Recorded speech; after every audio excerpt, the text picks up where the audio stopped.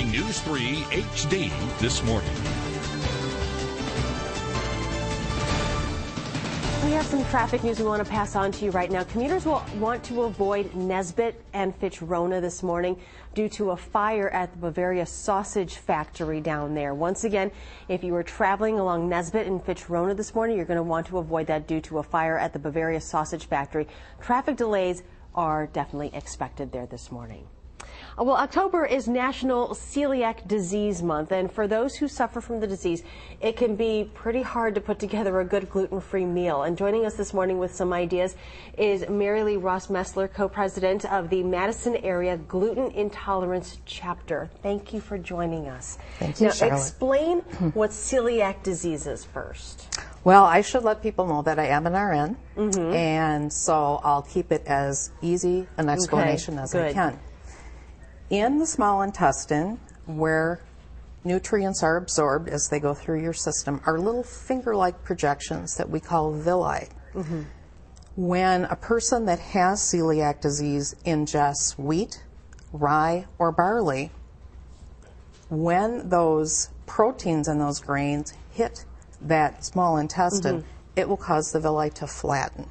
And therefore, anything else that's coming through that system, food-wise, vitamins and minerals are not absorbed properly. So it's really a malabsorption type of a problem. Okay, we should also note that it's not just, celiacs, but there are people on the autism spectrum who also have issues with gluten products. Correct. And other people who even just a slight intolerance, it could just be, you feel like you're a little bit foggy after eating some type of gluten product. So it doesn't have to be extreme. Right. So, okay, so talk about quickly the symptoms.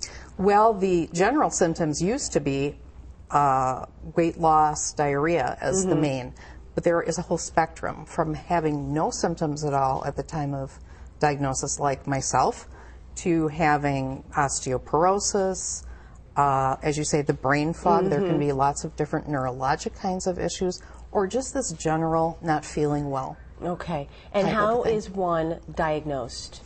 Well, the standard for diagnosis, first of all, is an antibody blood test, which can be ordered by a physician, usually the family doctor.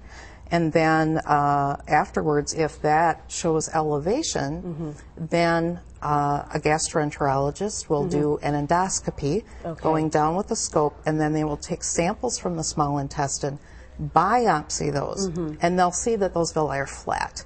So that is, we call, the gold standard of going through the process with your physicians of being diagnosed. Okay, and so basically the shift here is once, if you are found to have a gluten intolerance, you have to shift what you eat. And it's really become, I don't know if mainstream is really the proper word, but you're seeing more gluten-free products in grocery stores. There are aisles dedicated to gluten-free products, as well as restaurants are really now accommodating those who have those intolerances, which is wonderful. That's correct. And you brought some samples of what people can find, because it doesn't mean that you're going to starve or you're going to have horrible meals. That's correct. So there are wonderful products out there. That's correct. 19 years ago it was rice cakes, and that was pretty much it. But I brought a few samples of things. The Jones sausage, which is really neat, they have actual documentation on the package that they have been certified gluten-free. They are a company here in Fort Atkinson, Wisconsin, and they've been real champions of the gluten-free diet. You can find those in any mainline grocery store.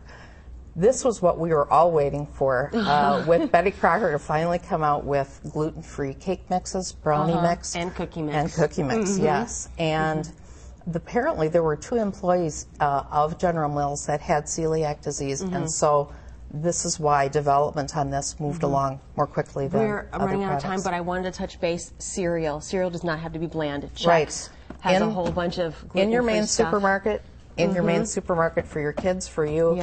Just be sure it says it's gluten-free. Yep, and then Bisquick now just came out also with Exactly. gluten-free pancake mix. So very grateful for that. Thank you so much Thank for you. bringing awareness to this really important issue. My pleasure. You can get more information on celiac disease at glutenfreemedicine.org or at gluten.net.